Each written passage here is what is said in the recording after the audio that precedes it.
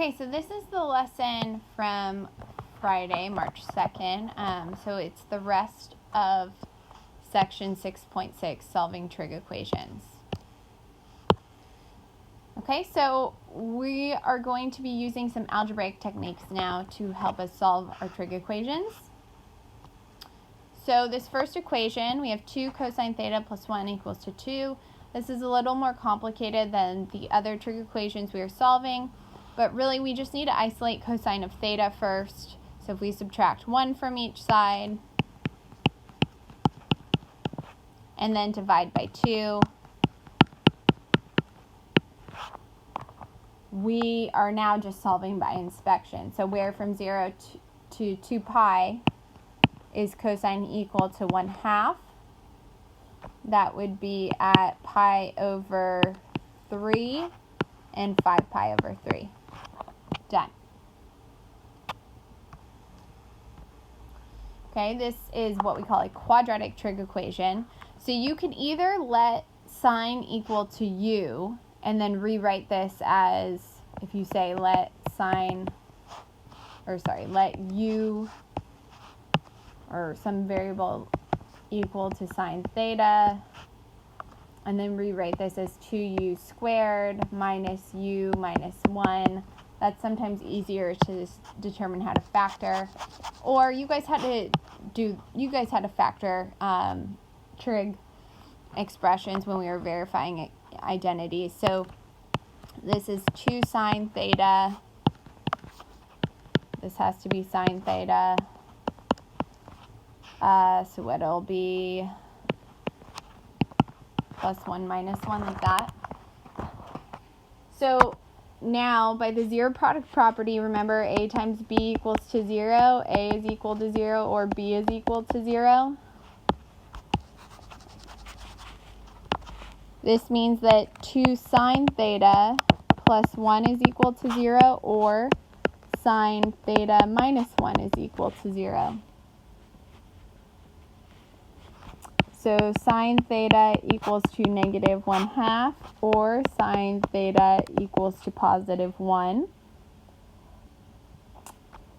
So for this first equation, theta must equal to 7 pi over 6 and 11 pi over 6, or 11 pi over 6. Over here, theta must be 3 pi over 2. So our solution set from 0 to 2 pi, 7 pi over 6, 11 pi over 6, and 3 pi over 2.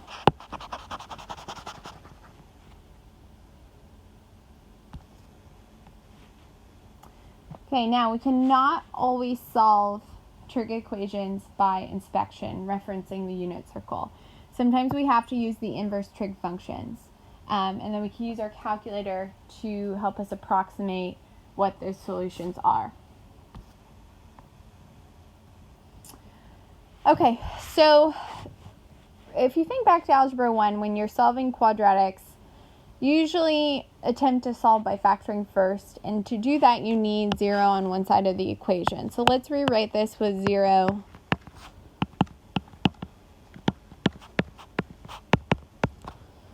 on one side of the equation, and now we go, okay, well, can we factor that?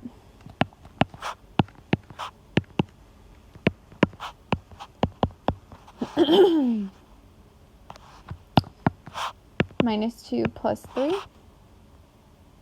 So by zero product property, tan theta minus 2 equals to 0, or tan theta plus 3 equals to 0. So tan theta equals to 2, or tan theta equals to negative 3. Okay, well, 2 and negative 3 are not ratios for tangent on the unit circle, so we cannot solve this equation by either of these equations by inspection. So if we take the inverse tan of each side here, we would have theta equals to inverse tan of 2. Notice that we are solving over the interval from 0 to 180 degrees. So we can take solutions from Q1 and Q2. The range of inverse tan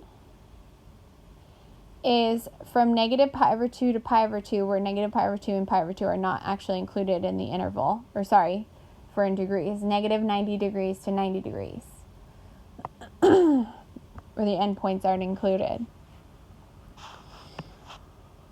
Because we're taking the inverse tan of a positive ratio, that's going to give me an angle from Q1. So that will be okay. So I'm going to make sure, I have to use my calculator, I'm going to make sure that I'm in degree mode. And take the inverse tan of positive 2.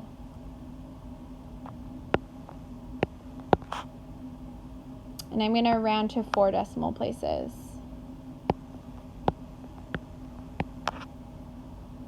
Okay? So then over here, theta equals to inverse tan of negative 3.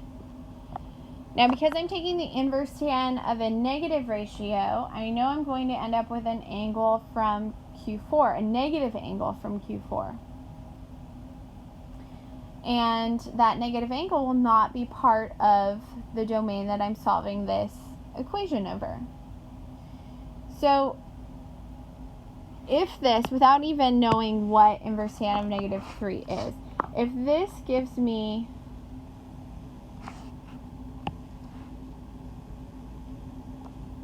an angle from quadrant 4, let me draw my unit circle. Okay, not the best circle, but that'll work. So if this gives me an angle from quadrant 4,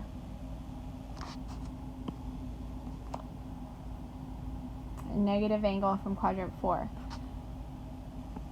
I have to think about how tangent is negative in quadrant 2 as well. So how could I find the angle from quadrant 2 that would give me the same ratio?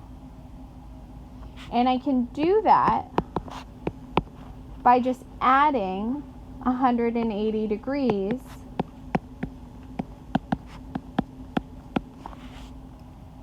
to inverse tan of negative 3. So inverse tan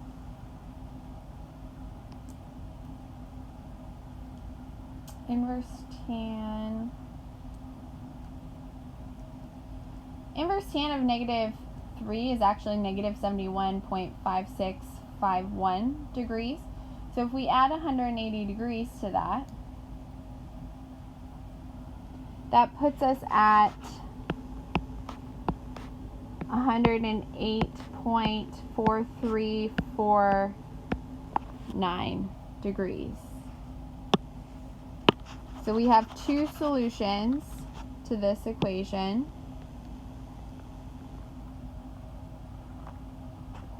Both which we can represent as decimal approximations.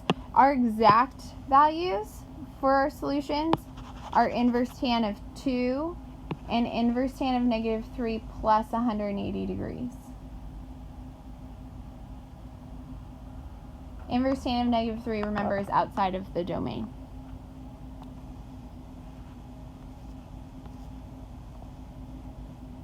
Okay, so we could try as much as we wanted to. This won't factor. So what I suggest doing is saying I do suggest doing a U substitution here. You don't have to. I just, whenever I have to use quadratic formula, I have to do the U substitution. So, thinking quadratic formula, U is equal to positive 5 plus or minus the square root 25 minus 4 times 2 times negative 6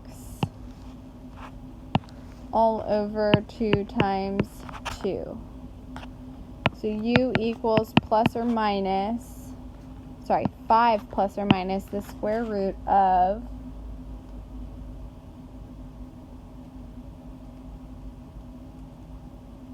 73, which 73 is prime, so we can't simplify that anymore. So now if I substitute sine theta back in for u, I'll end up with two equations. Sine theta equals to 5 plus root 73 over 4, or sine theta,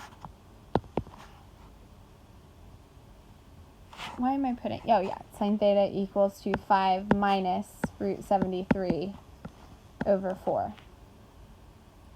Now for this first equation over here, sine theta equals 5 plus root 73. 5 plus root 73 over 4 is going to be a ratio that's greater than 1. And remember that sine oscillates between -1 and 1. So there's actually no solution here. And if you tried to take the inverse sine of that ratio, you would get a domain error.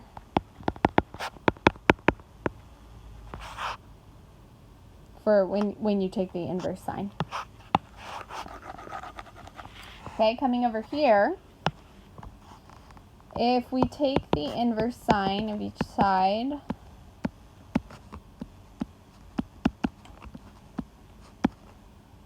okay, that's going to be a negative ratio. We can see 5 minus root 73, that's going to be a negative value, so this will be a negative ratio, meaning thinking about the range of inverse sine, it's going to, and we're in degrees, so it'll give me a negative angle that terminates in quadrant 2. Since the range of inverse sine is negative 90 degrees to 90 degrees. Well, I want all the solutions from 0 to 360, so a negative angle is not going to be in that domain. So there's two quadrants where sine is negative, and I'm going to have a solution from each of those quadrants. So Q3 as well as Q4. Q4 is probably easier to figure out first. So since inverse sine, let's see what angle we do get. So inverse sine of 5 minus root 73 over 4. This is approximately negative 62.3749 degrees. So that's an angle that terminates in quadrant 4. We want the positive coterminal angle, though, to that angle. So we can actually, our solution from Q4 can be inverse sine of this ratio plus 360 degrees.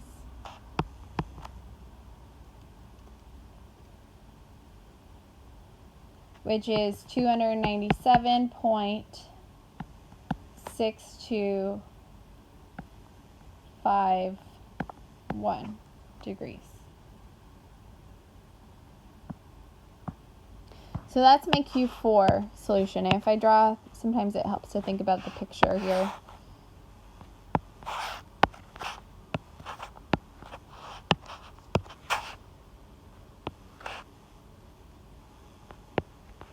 So if this was the negative 62.3749 degrees,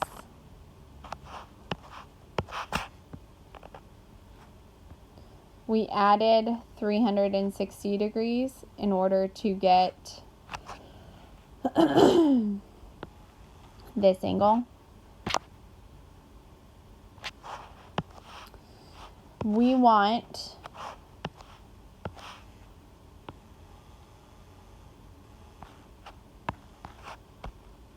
this angle as well, where that's going to be 180 degrees plus 62.3749 degrees, which will actually end up being the same thing as theta equals to 180 degrees minus inverse sine.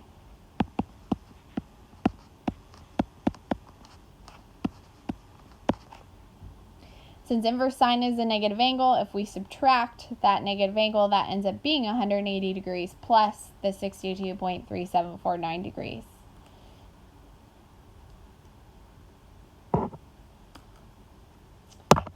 So we end up with, I can get my calculator.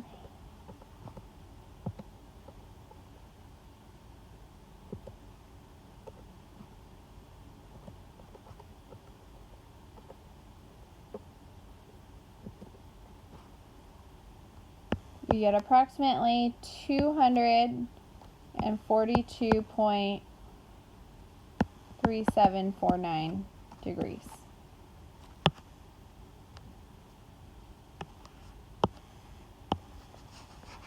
My Q3 solution and my Q4 solution.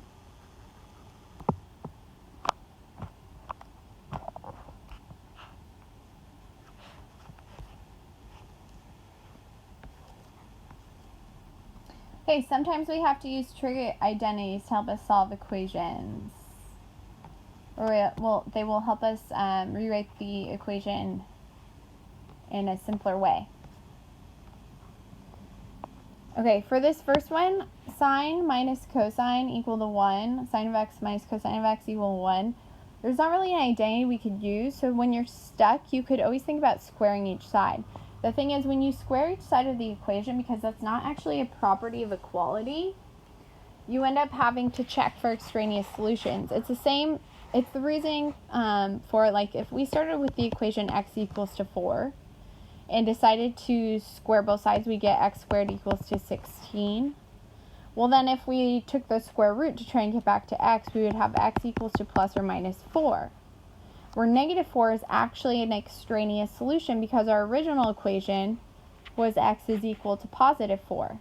So by squaring each side, you'll end up with, if there is a solution, you'll end up with the actual solution, but you could also end up with these extra solutions that don't make sense, which we call the extraneous solutions. So I'm going to square each side here. So this is sine of x minus cosine of x times sine of x minus cosine of x equals to 1. When I multiply out the left side, we get sine squared minus 2 sine cosine plus cosine squared equals to 1. And thinking identity, sine squared plus cosine squared is actually just 1.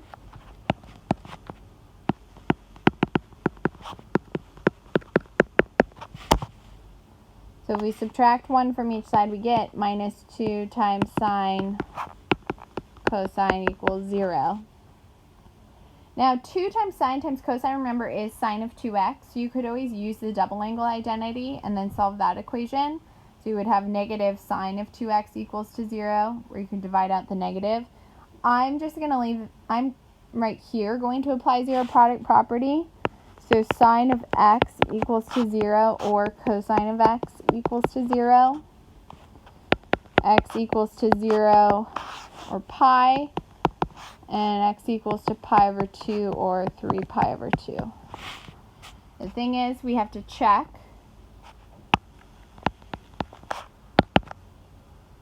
So when we check, so sine of 0 minus cosine of 0, put question mark, that would be minus 1 equals to 1. That's not true. 0 is not part of the solution set. I'm going to try sine of pi minus cosine of pi.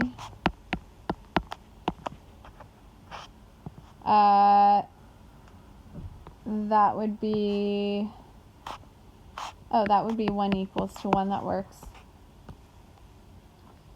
Sine of pi over 2 minus cosine of pi over 2.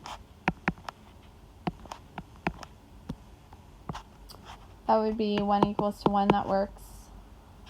But sine of 3 pi over 2 minus cosine of 3 pi over 2. That would be negative 1 equals to 1. That doesn't work. So only pi and pi over 2 are part of the solution set to this equation.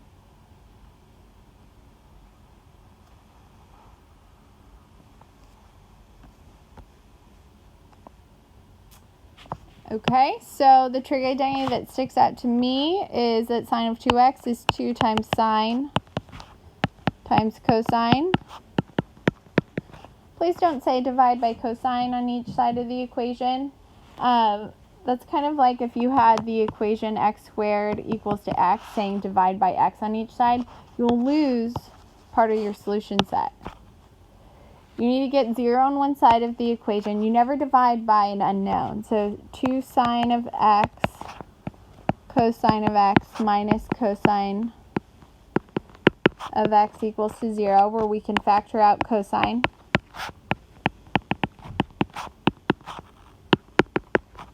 And now by zero product property, cosine of x equals to 0, or 2 sine x minus 1 equals to 0.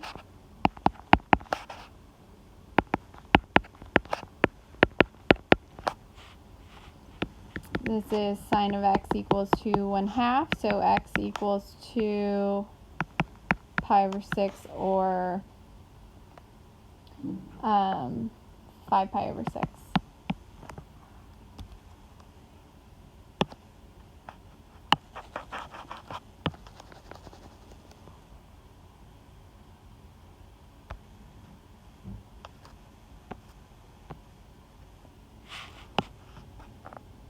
Okay. I can rewrite cosecant as 1 over sine.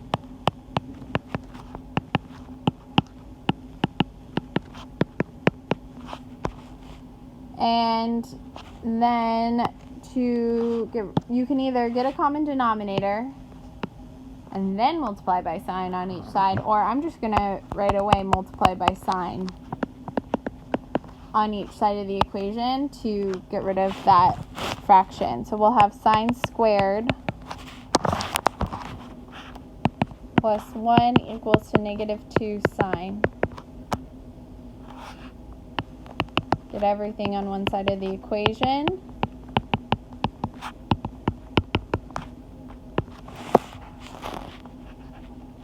Does that factor? Yep. Oh, that's a perfect square trinomial. So sine x plus 1 squared equals to 0. So really, sine of x equals to negative 1. So our only solution to this equation is 3 pi over 2. Oh, no it's not. Notice there is no domain stated, so there's actually infinitely many solutions. We have to include all of the angles coterminal to 3 pi over 2. So where n is an integer. You could say n is an element of the integers.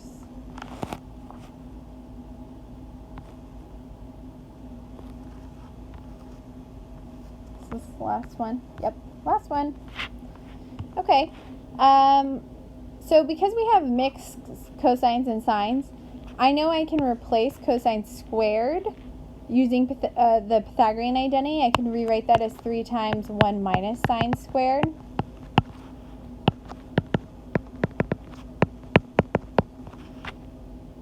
And if I distribute that 3 in,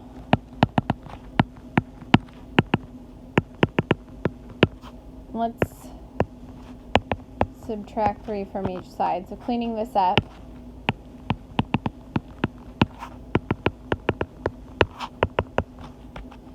factor out a sine,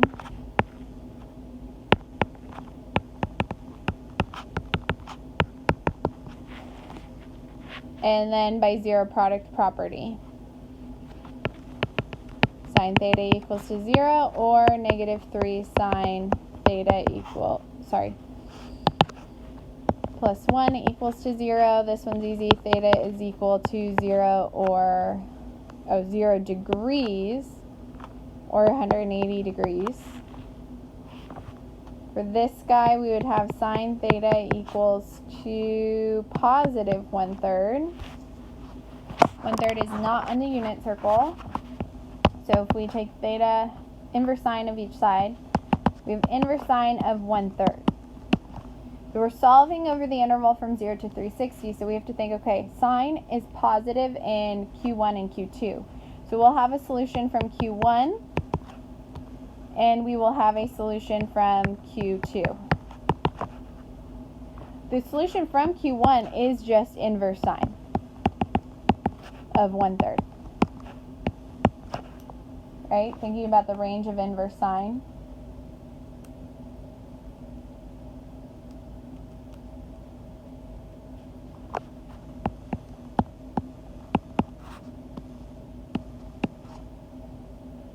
Okay, so if we think about, I always like the picture.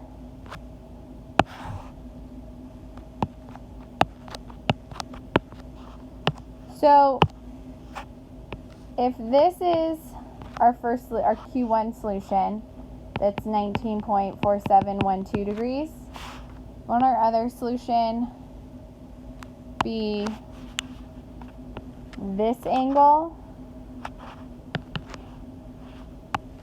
where this angle right here is 19.4712. Here, switch colors.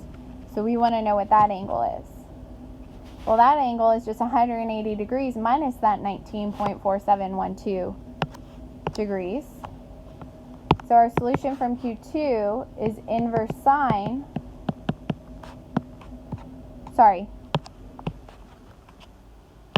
180 degrees minus inverse sine.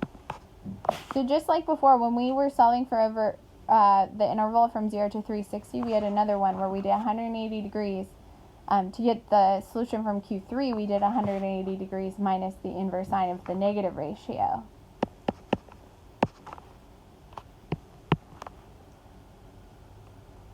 So 180 degrees minus the inverse sine of 1/3 is 160.5288 degrees.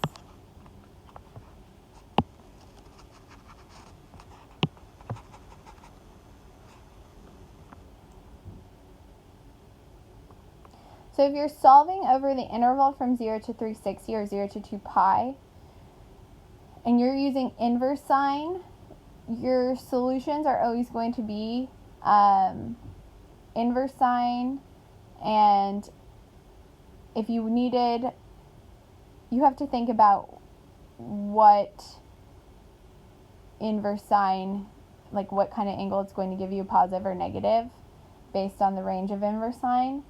But you'll sometimes need to add 360 degrees to inverse sine to get the coterminal angle. Or you can do 180 and then also the 180 degrees minus inverse sine. Or sometimes just inverse sine. If it's inverse sine of a positive ratio, it'll give you the angle from Q1. Okay, we will do more practice of this on Tuesday because it's going to be a review day for your quest that's on Thursday. I hope this helps.